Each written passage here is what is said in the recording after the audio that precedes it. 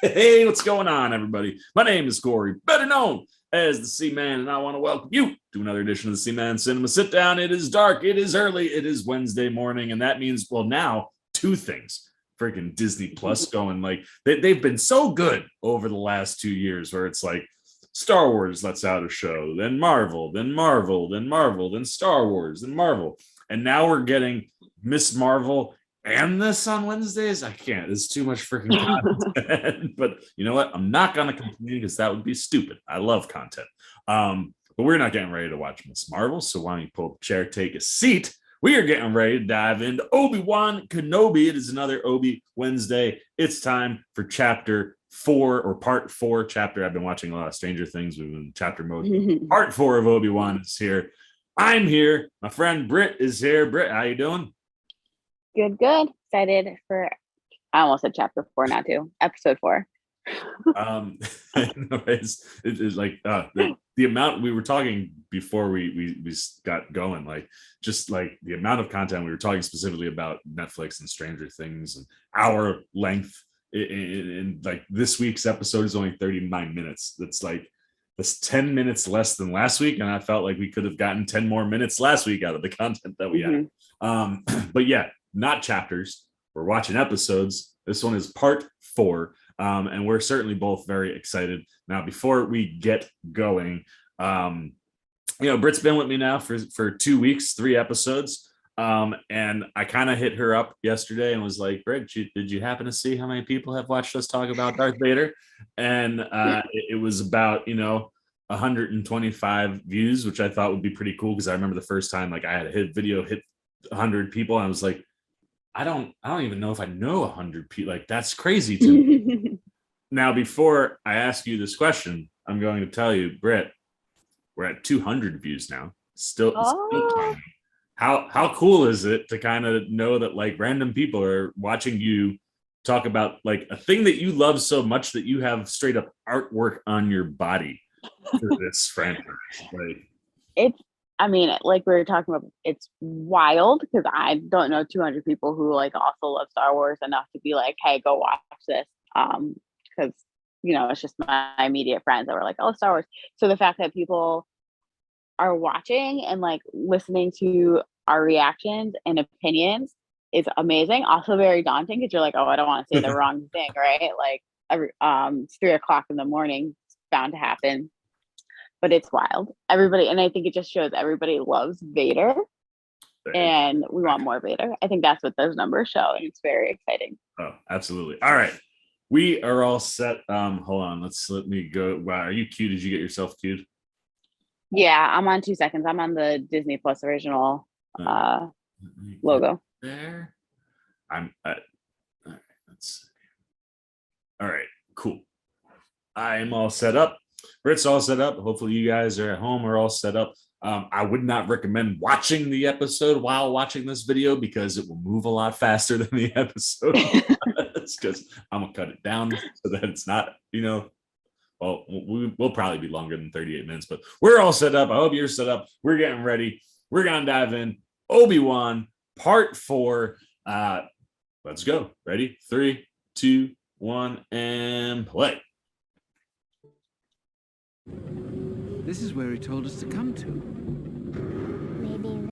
And as always, we'll let the recap play, which is good. I had no volume up on my television.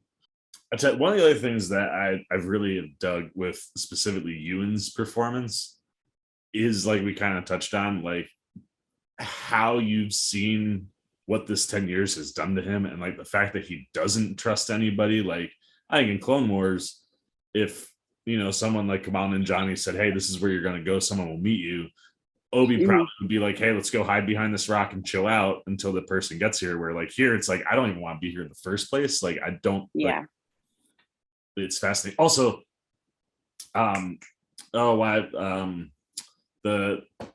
Clone Wars character that who did he see on the wall? Quinlan Voss. Yeah, Quinlan. That was a real nice little Easter egg nod to slip in there. Yeah. All the work, and then like Tala being a double agent was awesome to see. Yeah. And she's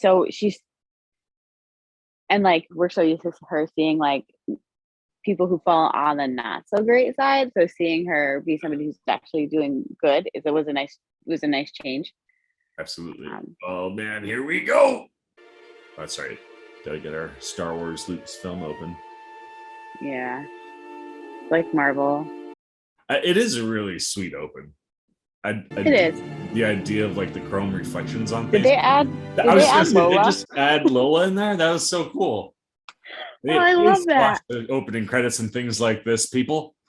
I love that. That was so awesome. I'm glad that I was like really paying attention to the open because usually I'm like, I'll talk to Britt because I know what the open looks like. Oh, Obi.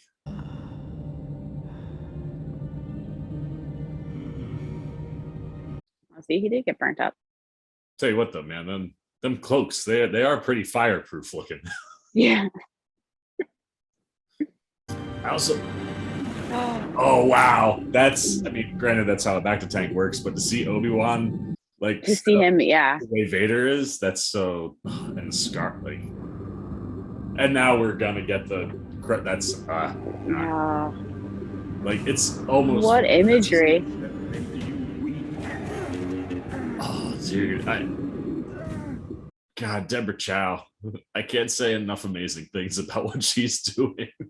I know, like the back to tank right there, you're supposed to get, we see from Boba Fett, this very meditative state, reflective, look back. Neither of these two are in a very meditative state. Like that's how intertwined and like how many like heal your burns, your body, they just need time.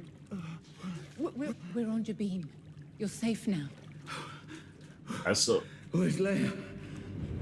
also love the usage of like Obi's dreams, right? Like we saw the dream sequence he had last week. Now this one, you're meshing it up with Vader in the back to tank. Like,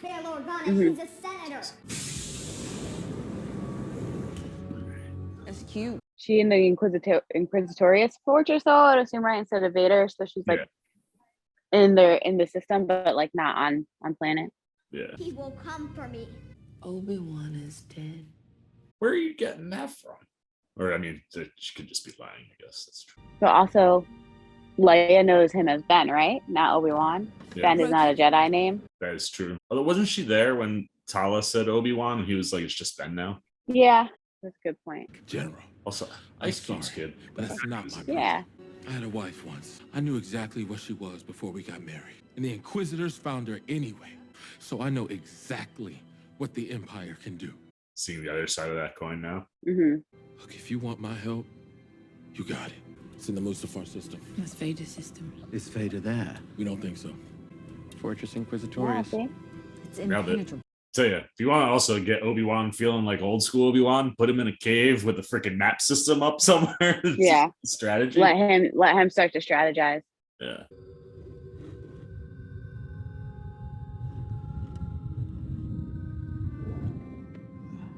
That's our training montage.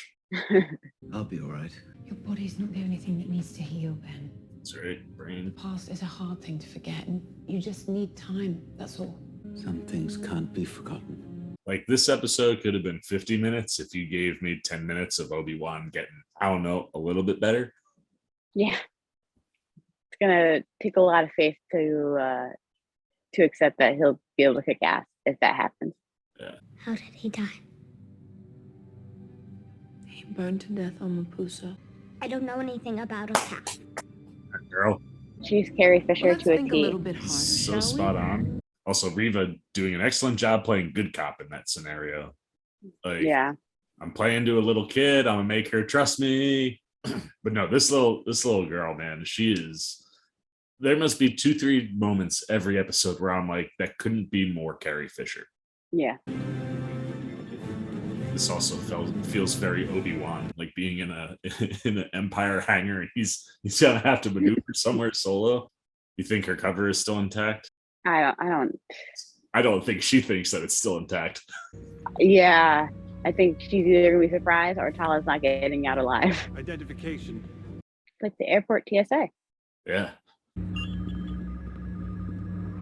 Please be okay. Is there a problem? This isn't your sector. I can't let you through. Then I'm your commanding officer, and you will address me as sir. Yes, sir, of course, but I'm here with classified intelligence. Do you know what classified means? It's amazing how much fear the Inquisitors and like high up Empire creates within its own ranks that you can lie your way through and just saying that like I know them and I'm going to tell on you. Yeah. It's like, okay, just go ahead. Go right through. Even her, like you could tell the fear of like, am I gonna get through? Do I still have like clearance to like when the instinct kicked in, all of a sudden like she was fine, and then you felt that nerves after the moment. So Yeah. ooh, Obi Wan underwater. Also very, very in line with the Obi Wan story. Oh, this is all. Is this? I'm overriding an entry code. It should be right ahead of you. I love all the visuals and the different systems we're getting. And something Mando does well too, but like it looks incredible. Yeah, and like I just, as much as I hate underwater things, I live for what the creatures look like in Star Wars when we get to be underwater a little bit. Yeah. Like even just that little squid thing that was just on that like door. I'm like, yeah, give me that. Yeah.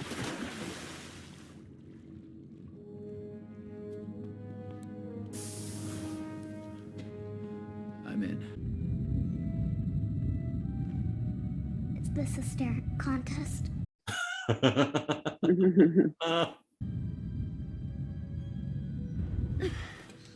You're strong. Appreciate the attempt, Lola. I know. My girl's gonna have to get fixed again. I had a droid when I was younger too. It was taken from me, Yeah, give me some of this younger backstory stuff. like everything else. God, look at this place. What are they keeping down there? Let me see some identification. Come with me. Tala. Oh. Tala. Oh. It's interesting how many duckaway places the Empire builds into their stations, right? Ben. Oh no. Oh man. Timing just couldn't be worse for these two right now. At least they're stormtroopers, they'll miss.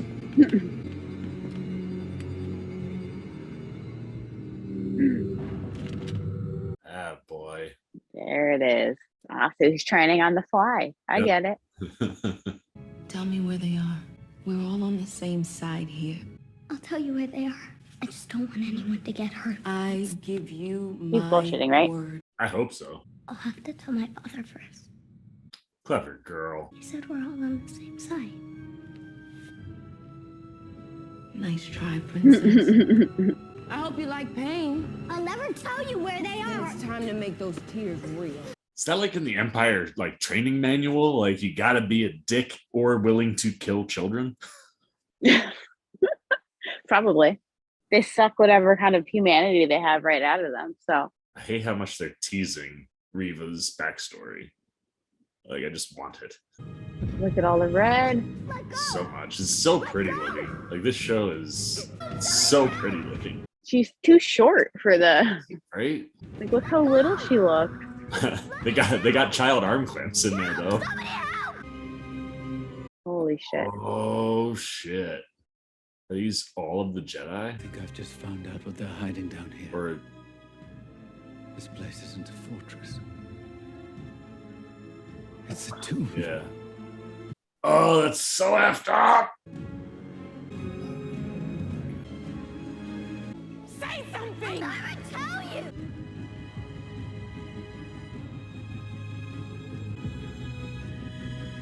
Oh. Tala, I need a distraction. Why, what's happened? Just do it now. I was told it cannot wait. Whew, man. That was fortunate. Oh, and she puts it right in her. So she took one for the team. They're on Florum. They use the salvage business to launder goods, render new identities, and fly the Jedi out. Impressive. Unless, of course, you're lying. Oh, let's go. Yes! I was hoping that it was going to be that. I love all of the red and blue still. So good. Yeah. And the horror vibes. Deborah Chow is getting through some real legit like horror vibes. Yeah. Oh, that was awesome. You're alive. They told me you were dead. I didn't tell them anything. I know. Yeah, Obi. I will not have my integrity questioned. Then admit you're a spy. Of course I am. I spent 2 years undercover. You expect me to believe this? Look, I couldn't tell anybody. He stands out so much in that green jumper. So much. Oh, these damn seeker droids. Take her to interrogation. If the debriefing confirms it, then... It's him.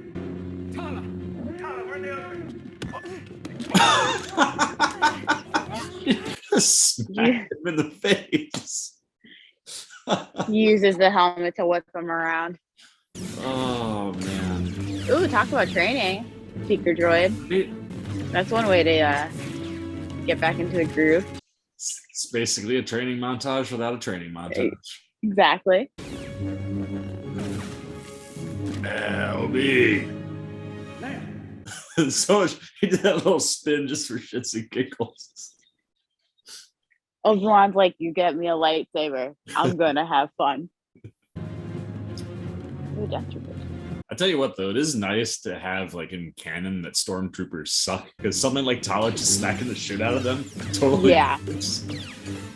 I mean, how they retconned that with making the clones like worthwhile and making them so good, and having like Clone Wars to retcon that like is one of my probably favorite parts of Star Wars.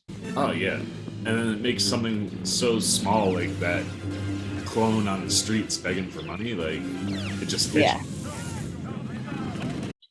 Yeah. It's like, oh no, they decommissioned us.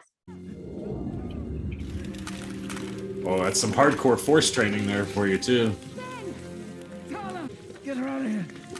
I'll hold it. Dang, always separating. Obi.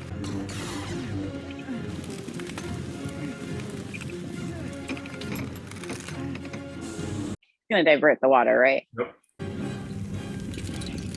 Got him. Nice. Oh, Obi. Oh man. Oh, man's gotta hustle. That's amazing. Put this on. This way. Also, you live in a world with blasters. You think you'd make your windows a little bit more blaster proof? Yeah, like that doesn't make sense. What a disguise. Oh, that's amazing.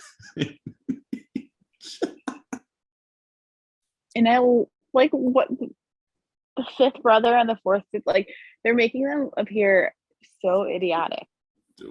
Yeah, like I said, it helps that that's in canon, so you can do some stuff like this.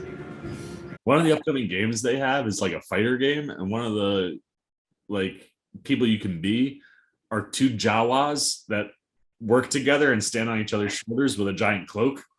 I now want Obi-Wan and Leia in a cloak in that game.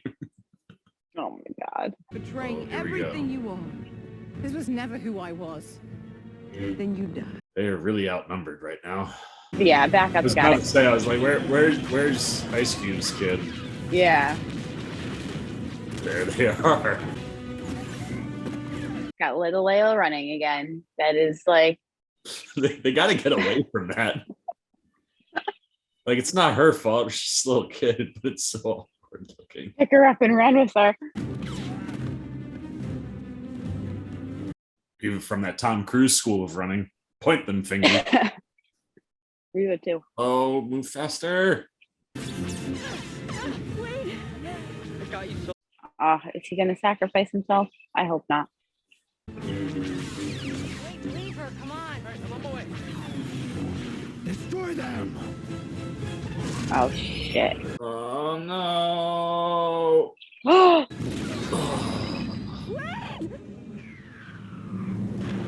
I don't know who you are, Wade, but thank you for your service. Damn. She chose the wrong ship, which will come back to bite her, Oh, I'm absolutely. sure. Fifth brother out here just like, give me the damn seat. Ooh, Oh. there it is. Oh, he's pissed. What defeat? would bring. Ooh. I will tolerate your weakness no longer. Hmm? I put a tracker on the ship. It seems I have underestimated you. But my lord, the base was almost destroyed. Kenobi is all that matters. We didn't talk about this, but they're using Reese feature. Yeah. Yeah, which sounds incredible. I definitely missed her getting a tracker on that. Yeah, I didn't, unless it's like she did it before. We'll have to go back and watch. Yeah. Or she's lying and hoping that she can figure shit out without Vader knowing. Oh, it was a nice kid. Oh, do you think he was in the other shit? Yeah. No, Yeah. it was Amanda. Where's Wade? Poor Wade. Guess you're soldiers now, after all. It's a cool piece. I like that. Like where Tala was like, I guess you're soldiers now, right? Like with the rebellion, Mm-hmm. so many like just random people who want to do good that aren't soldiers, and like how that pulls you in regardless. It's a nice little touch. Oh, yay! You think maybe she's banking on Alderaan being where they're going to, so she could say that there was a tracker? Because like that'd be the first place. Maybe. Yeah. Right, like if I'm Obi Wan, I'm Unless getting home and out of Dodge. Lola's the tracker. Yeah, that was the other thing I was thinking too. Yeah. Yep. So when she was playing with Lola, that's when she did it. When she Why? first mentioned it, I was like, oh, maybe it's in my head. I was like, maybe it's Lola, but That was too quick. yeah, Way too quick. It's one of those where I think this is a really good episode on like face value, right? Like again, so one of those things where like when you look at the show after it's done from like a wide perspective, like the story beats and the things that they're hitting in this episode are worthwhile to the overall story that's being told. It just feels like a lot of it wasn't earned at all, right? Like Obi-Wan kind of training on the fly, like it feels like that's what one of those things where we kind of needed to see him working, but like feel like you needed 10 or 15 more minutes to kind of make it some of the things that make a little bit more sense. Right. They're relying on the fact that he feels this pull to Leia, and that's why we had the line from Tala, right? Like you have to try because you care about her, which is incredible because Jedi's aren't supposed to have attachments, and like he's clearly getting attached to her, and this is what's going to pull him and reconnect him to the Force, which like is amazing. But yeah, we could have had so much more. Just 10-15 more minutes. Like I get it. This was to get Leia back. This was to show him using the Force. This was to move forward. Maybe they go back to Alderaan next week. I don't know. We only have 2 episodes left, which is really depressing. Like we have 2 episodes. I really hope they're longer than 35 minutes. With credits. Like but it was good. It was a good come down episode from last week, right? We can't be up here all the time with the Vader stuff, but like getting him at the end, showing him mad and angry, and just like offered cool visuals, and like you had to get Leia back. Everybody knew that's what was going to happen. So this was a good come down episode. Yeah, it's like you watch it and you're like, you just sit here and you're like, God, what 10 or 15 more minutes could have done for that episode. You know what I mean? Like it's like that's where I feel like if you're the people that are producing or making these television shows, like the last thing you want your audience to say is, oh, I needed like 10 or 15 more minutes, or like, oh, that was too short. And it happens too often. But considering that that's what we get, and we've kind of figured this with Disney Plus at this point, like I said, the overall story beats are nice. It was fun to see Obi, kind of be put in a position where, you have to let the instincts take over, kind of like when he threw the lightsaber on last week. Here he's put in positions where it's like, all right, it's get caught or save Leia. And if it's those are the only two options, then all right, I'm gonna try to remember how to make a distraction, and I'm gonna hold this wall together, and I'm gonna get like the B squad of stormtroopers and guards for me to get my lightsaber skills back intact. Like it's kind of fun to watch him dust off some of the rust, so to speak. Yeah, I think I could have used more time from like when he was walking down the tomb, which like we can touch on because that's incredibly creepy, to when he like found Leia and was able to get her out of there. Like that was just so fast, too easy. Yeah. So give me more of that. Like there's got to be stormtroopers outside of the door. I mean, I get the visuals of seeing the red and like him lighting up the blue and surprising that he was in there. I understand why they did it. I just wanted more of it. Yeah. And the no, go ahead. Go ahead. No, go ahead. No, it is. It's like one of those, like, that's a perfect example spot, right? Where it's like just from him finding that tomb to Tala making a distraction that's like super weak, right? Like some random person, it's not her station, and she just says like, hey, I've got information like that can't wait, while like Riva's doing legitimate work. Like it all just came together and worked out too quick. But visually, like what Deborah Chow is doing in some of these moments, like when you give her time, she's really able to do some special stuff. Like that opening sequence was freaking brilliant. Like putting, Obi Wan in the back to tank, mixing in the PTSD dreams now, which include a whole different element, and syncing it up with Vader getting out of the tank and like the scars matching, and like seeing Vader not have the hand, seeing Obi does have it, and like the clenched hand works for both of them. And like in that moment, it almost kind of gave me that, like, like the phantom hand syndrome, right? Where it's like if you lose an arm, you can still feel it sometimes. Like you just that cut in and of itself can show you, like, and the squeeze, it's like, yeah, okay, we're seeing Obi's hand do that, but that's also Anakin's hand, and like when she has the time to do things like that, you get these really stunning visuals and just moments that really work. And like even that, right? Like that's not a long moment, but it was like right at the beginning of the episode, we don't have anywhere to go yet. There's no need to push things forward. You get something really cool. And let it breathe. Yeah, and like even that sequence where it's like, yeah, you know what? It would have been cool if there was like 4 stormtroopers in that room with Leia, but like I understand why there might only be 2 there. Like the like the rebels were saying, like nobody is trying to attack any of the bases so far. Like they're not ready for any kind of an attack because no one would be dumb enough to go in there. But like if you could have built to that moment could be like the visual moment all of a sudden has so much more weight behind it if you earn it a little bit more. And the things that you run into when you get these short episodes. And I think visually, like she did offer a part of that, with the red and the blue, and then the tomb itself, just seeing all the Jedis that they're keeping down there, including the little youngling, was disgusting and incredibly horrifying. And like you touched on it, like just adding to this horror element that we kind of saw with Riva when she was like hunting down Obi-Wan, was in episode 2, and she was like, come out, come out. You're seeing more of like a horror genre, which isn't something that we've really seen in Star Wars canon before, live action anyways.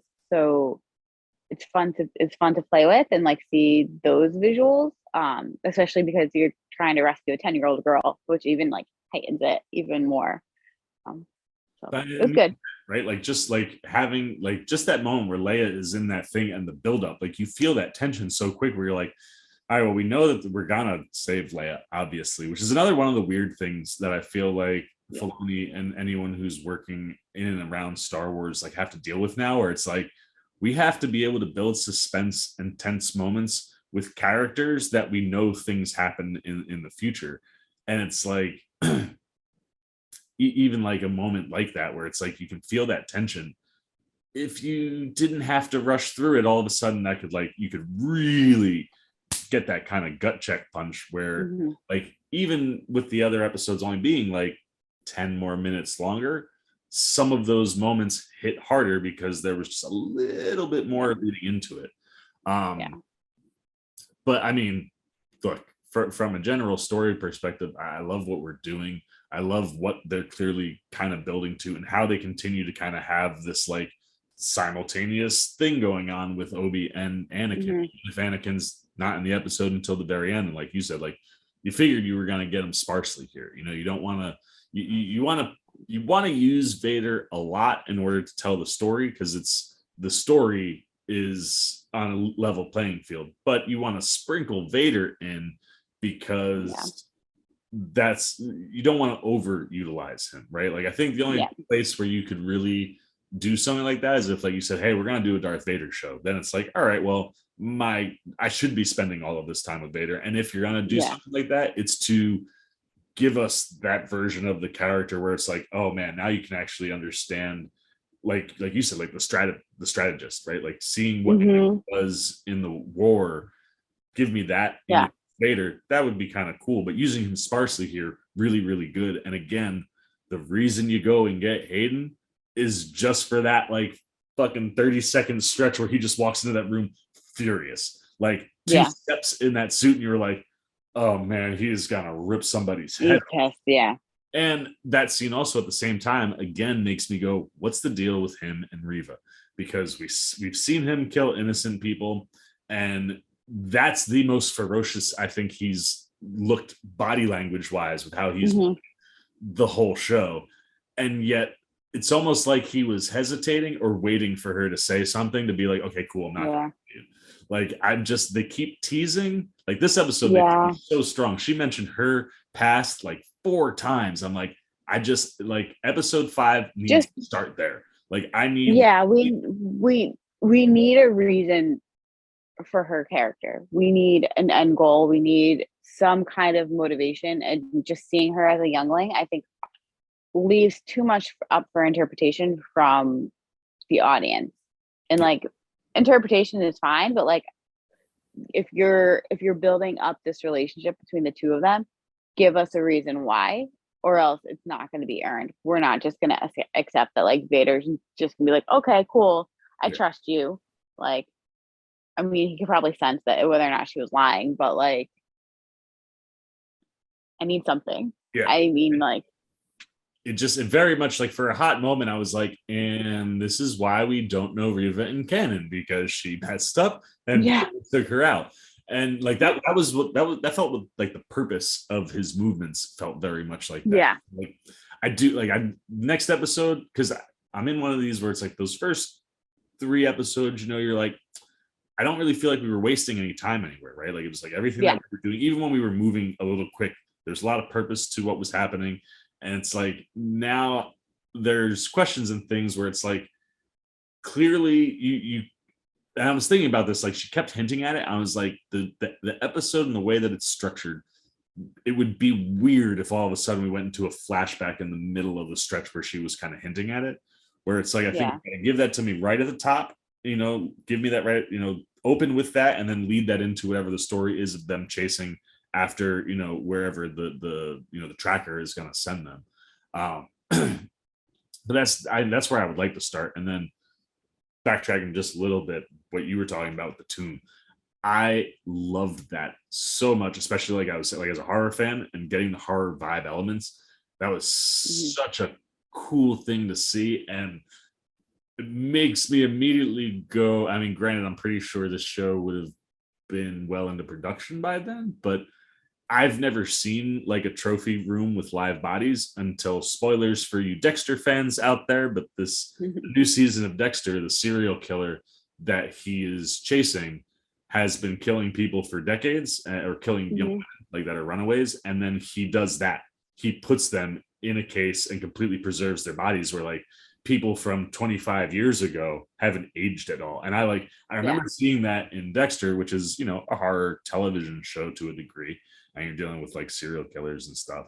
And it's like that horror element like works so well in there, where I was like, that's just so disturbing, because I understand serial killers. I watch enough horror movies. I watch enough documentary television where it's like, you understand they have trophies. For your trophies to be living, breathing human beings is like another a level. really, really evil level that like only hits some places. And in all honesty, when you're trying to build up, like, you know, as much as we talk about Vader always being built up to be something that we've never seen, it's the same with the Empire, right? Like the Empire, like we're joking throughout the course of the show, like canon having stormtroopers be really bad at their jobs allows you to have fun in some of the moments that you get with Obi when he's trying to maneuver through the station. Yeah.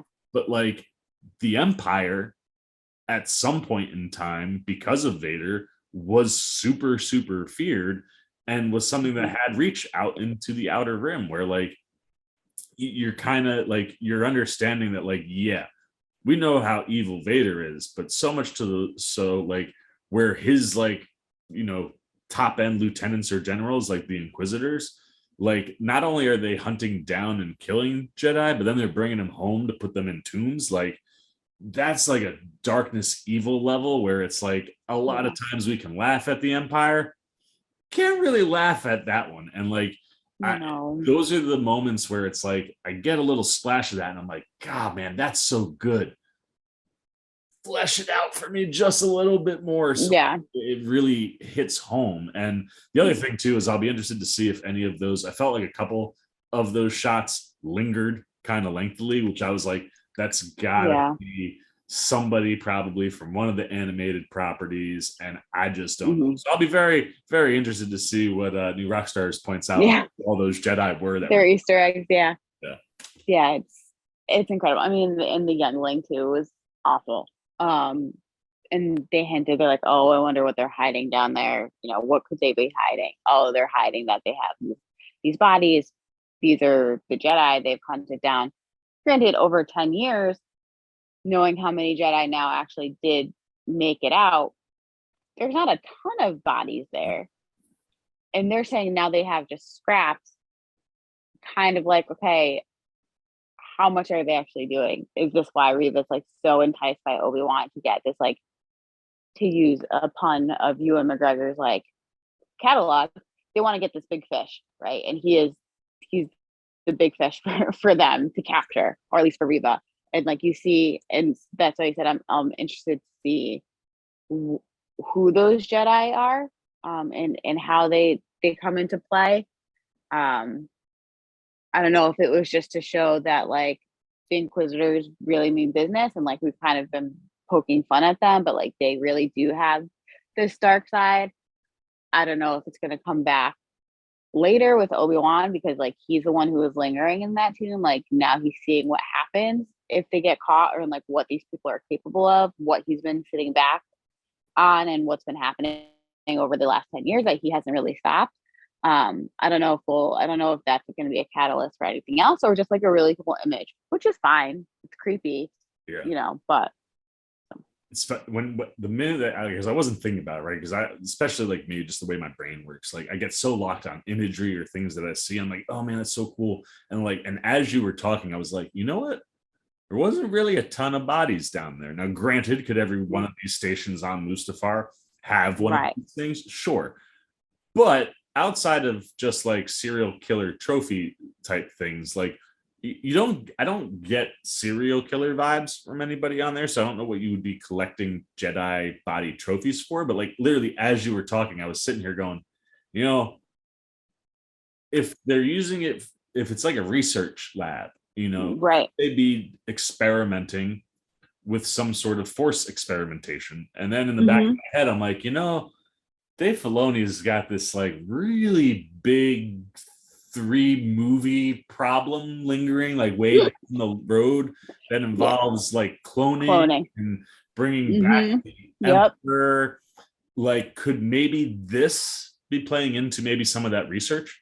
You know, could like keeping these force sensitive bodies in a state that, you know, they're still you know, close to whenever they were alive, or maybe they are alive, maybe they're not dead. Maybe they're using them to experiment with, you know, metachlorins, that word that but like it could be experimental where it's like, you know what, they don't have a ton of them because maybe these are the top end Jedi that were maybe out there they were able to grab from to experiment with shit. Yeah, I mean, we know they're experimenting. That's why they're after Grogu. Like that's all. But like experimenting on that the Empire is interested in force sensitive beings for a reason, not just to turn them, but to also study them. And like that's the whole point of everybody's chasing Grogu, chasing child. Like he has a high midichlorian count. But you saying that, yeah, it makes total sense, right? They're not just like they were floating in something, so they're being preserved for some reason. And I think Obi-Wan's horror in saying like, oh, that's what they're keeping down there, not just trophies. He's probably opening up to like, what are they experimenting on? They're doing something, and it was en route to like a chamber that had like a table that was used for probing. Like, it makes sense that they would be lined up and like accessible for that chamber. So yeah, I think we're starting to see the very beginnings of research and cloning, and Dave Filoni's getting, yeah. Like it's one of those things where it's the mistake happens after the originals. So nowhere in 6 canon movies is there stuff hinting at like, oh, we know that cloning technology obviously is in play because of the clones, but like we don't have any direct knowledge of like the Emperor messing with cloning tech or anything. But the fact that the cloning tech is what gets us the Emperor, all the way down the line of the sequel trilogy, obviously he would have had to have been messing with this stuff way back before, and the prime time for him to be messing with this stuff is when the Empire is taking over, right? Like it gives him the ability to disappear off and kind of go hide out and do whatever he's doing while Vader is running everything. Like it's one of those, it's like you almost feel like a Mr. Burns kind of moment, just kind of sitting in a lab, like watching people like, yes, this is what I've been doing while no one sees me anywhere in the Star Wars galaxy, because I'm down here, whatever this is. And like, look, for me personally, I still think it's stupid. And it's like one of these things, like we're talking about this in this show that has nothing to do with any of those things.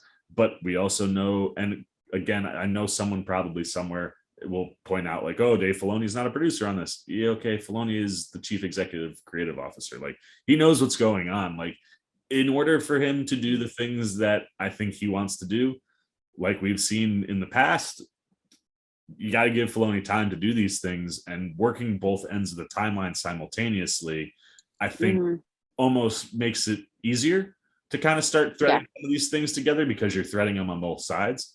But yeah, like while you were talking, I was just like, I bet you this is probably like one of them small chip plays for Filoni where 5 years down the road, when all of a sudden the sequel trilogies, people are talking about them like the prequels, or it's like, all this other content we have, they're not really that bad. We'll look at it and go, oh, like maybe this is one of those moments. But that's always like is trying to keep my radar on, because there are things that fans are upset about, and I feel like Filoni, being a fan, is going to want to correct those, and maybe this is one of those kind of like mini steps. But again, to bring everything back around, it almost feels like semi-forced, kind of shoehorned in because the episode is so damn short. But overall, I mean, I'm continually happy with the show. I like I said, from an overall standpoint, where we're going, where the story is headed. You're getting really, really good performances. I mean, Ewan McGregor, whether you're everything is making logical sense or it's moving too fast, like what that guy is doing as an actor in this show is just unbelievable. Incredible. And I'd argue that you probably got some of your best Moses Ingram stuff in this episode. Like I thought she was really good with Leia.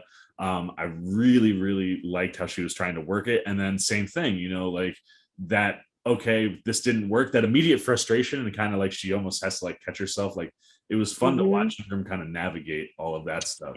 And it's it's the nuances of interrogating her and like picking up Lola, which we saw at the end, was very, very important. Trying to relate to her on some level, and realizing that Leia is too smart for that, and like she's not going to just accept her, and so she has to take drastic measures. And then Moses Ingram is fantastic, and then the acting from little Leia in general. And we said when she was interrogating, like the quips that she was coming up as, or like, well, we'll have to call my father. It's so Carrie Fisher. And like you can see how she would become older Leia in 9 years, and like just being that kind of smart ass and getting those quips, and like, but being very strong and like willing to hold out, and she's not going to cave, and like you just threading those remnants as much as anything else and like making her a believable young Leia, and is one of the huge feats that the show has done right off the bat. So it's been incredible, and we just got more of that in episode 4. Yeah, and it's like, you know, like you bring her up, and it's one of those things where, like, I think one of the things I've seen people hint, or at least like kind of pick on at times, is her, because she's a child actor. You know, it's not that they're picking on her or her performance, but it's like, oh, like, you know, that chase sequence, you know, like right before she gets caught, like you get these kind of wonky moments. But what I continue to argue to people is like, look, if you can get a little girl to act and be like the super intelligent version of her, and then you're getting these moments that feel very kid-like, bet you some of that might be on purpose. And that scene really puts that on display, where it's like, you are getting scared little kid for a good stretch in that scene. And then all of a sudden, like when Leia realizes, well, this charade isn't going to last any longer, she flips right back into, I'm never telling you anything. You're like you see the whole shift in her face go from like scared little girl to like, oh, that's little Carrie Fisher, like little Leia. Like the things that she's doing, some of them are little kid things, and to me that adds to the believability, because she's a 10-year-old kid. You know, it's not like you have a 10-year-old kid playing a 15-year-old. But like also at the same time, I think there are legitimate acting choices in some of those moments where it's like, okay, maybe running and physical things, she's a little girl, she can only do so much. But if you have her in a chair acting opposite of somebody, you kind of can see her flip between playing the little girl and playing the super intelligent Leia. Like the acting on this show is just so damn good, you know, to where like you're getting all this stuff from the people who don't have masks on, and then you get Hayden for 2.5 minutes, and you're like, God, man, that guy is just, he does the most with like the littlest bit that he has. And like, it's one of those where I just continue to hope that this is a longer thing for him than just one appearance in Obi-Wan, and I hope that we get some mask off moments with him that aren't in the back to tank, where we could see him act, where maybe it's a flash or, you know, maybe you see him, I don't know, interact somewhere where the helmet wouldn't be on. But I hope that we get more from Hayden, from where you can physically see what he's doing, but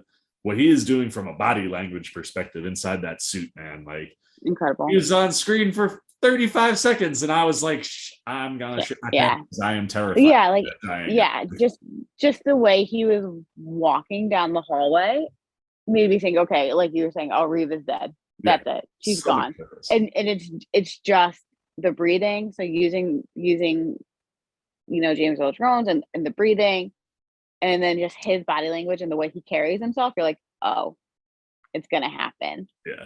And then it didn't happen, but like it made you think that, which is the power that Vader has, which is incredible. Yeah. So and the one other thing that you mentioned, the voice stuff. You know, it's one of those things where like you kind of sit there and you go like, we've heard James Earl Jones reprise the voice of Darth Vader since, you know, the prequel series. You know, he did the work in Clone Wars, and anywhere that he has popped up where he's been older in real life, it sounds like an older Vader, because James Earl Jones is just older. And when the voice came out in episode 2, you were like, that's like Empire James Earl Jones. And it's this technology that they're using to manipulate the voice, where it is James Earl Jones delivering. I think it's the same tech that they used for Luke, right? Which ironically sounded kind of like a robotic version of Mark Hamill. Like there are elements where it just did feel a little bit weird. Yet you do that with Vader, and like you just straight up sounds like James Earl Jones from like the trilogy. They definitely improved, or I don't want to say perfected because nothing's ever perfect, but they've improved from when they used it with Luke, for sure. And that's just like what, a year in between. And even like you look at Mando, look at Mando to Boba, just the visual effect of Luke's face, drastically different. And again, anytime you're looking at visual effects, people, I say this all the time, it's all about lighting and shadows. And when you can get the lighting and shadowing to look more natural, that's when all of a sudden these visual effects, like the jump in technology might not be like, oh, we can do the refacing better, that technology got cleaner in a year. It's, oh, you know what, the technology might be really similar, but the shadowing and the way that technology adapts to the lighting around you, that's gotten a lot better. And like, yeah, it's crazy to think that in a year's time, like you're just seeing these massive jumps in the technology where it's like, it's, I feel like being trapped at home as long as we've been with like the pandemic and everything that's just going on in the world, like you almost forget like technology is moving so fast. And then like you sit here and you watch something like this and you're like, I remember how long it would take to see technological jumps in movies. Like Jurassic Park is probably like the one exception to the rule where you have a movie from the 90s that looks like it was made today, because of the amount of practical effects that they use in that movie. But like you would, it'd be like 5 years or so, and all of a sudden you see like a massive jump in either animation technology or CGI, and then another 5 years or so you see like another jump, and now we're seeing it happen in like it's wild how quick they're adapting. And it's one of those things where I always say this, but Jon Favreau does not get enough credit for what he is as a filmmaker, what he has brought to the world from a technological standpoint. Like we talk about how amazing these visuals are. A lot of that is that LED screen that he helped invent. All the technology he came up with to do Lion King. Why, like Lion King, maybe not a great like live action adaptation. It's unbelievable from a technological standpoint. Like, nothing in that movie is real. And like you're seeing these technological advances right in his backyard. And like what Favreau from just like a filmmaking technical standpoint brings as having somebody who's in there or being like a number two to Filoni, it really allows you to jump to these places where what's one of the big problems that we kind of had with the prequel trilogy is like that episode 2 is so much green screen. And I get it, man. Like it's new technology. George was pushing things forward again, but it didn't look great. Now we're at a place where it's like you're making these huge pushes, and now it's someone like Jon Favreau and his people that work here that are making these technological advances, and now you're seeing it where it's like, oh man, the technological advances like that they're playing with are so good that like when you play with them a lot, it really, really works. And it's one of those things that's easy to forget, especially when like he's not a producer on this and things like, but like we have so many of the visual technology things that are happening in the show because of Favreau. And like, no matter whether or not their names are on these shows, you can't tell me that Filoni and Favreau are not somehow involved in the things. They're involved, You know what I mean? Yeah, they're always going to have a hand. And like having them involved in the Star Wars universe has made, I mean, it's why we're here today. Mando, Clone Wars, like they're the driving forces, as you were just talking about. And we would not have gotten Obi Wan without them, which could make me emotional because this is all I've wanted. But it's been really great. All right, I got nothing left. You got anything we didn't touch on? Didn't hit? No. So there wasn't a lot. It was short. I'm sure I'm gonna rewatch this episode. Absolutely. And come next week, I'm gonna be like, all right, this is what I have to talk about. And like we could probably do a little digging, talk about like all the rebel bases and stuff and the rebels next week. But yeah, that's all I have for this week. Awesome. What are you looking forward to next week? I don't even know where we're going next week, which is a problem. We knew like, hey, this episode, Leia, gotta get her back. They have her back now and they're being hunted, but they don't know they're being hunted. So now I have no idea where they're going to go. I don't know if they're going to go to Alderaan or if that's where we're going to end. We're going to end back the last episode on Alderaan and Tatooine. So episode 5 is a complete mystery so far for me anyway. That's why I asked you the question, because I was like, I don't know where we're going other than the fact that like, I hope we get Reva's background at the top of next episode. And that obviously we're going to see Reva chasing down Obi Wan and Leia. And I can very much see where you get maybe something similar to this week where Vader is kind of more to the background and not so present, because I have a feeling he is going to be an extremely strong force in that finale. Unless, of course, we're doing a lot of backstory. And I think if we cover Reva's backstory, that could give us an opportunity to maybe see Anakin not all messed up, maybe go back to that moment where the younglings are under attack and we know that Anakin's there and maybe they cross paths. Maybe that's the one thing you get next week. But outside of that, I asked you first because I was like, I don't know where the hell that where we're going on next episode. No idea. Britt, I tell you, I'm so glad you're along for these watches. I've been doing Stranger Things and The Boys started on Friday, so I've been doing those watches.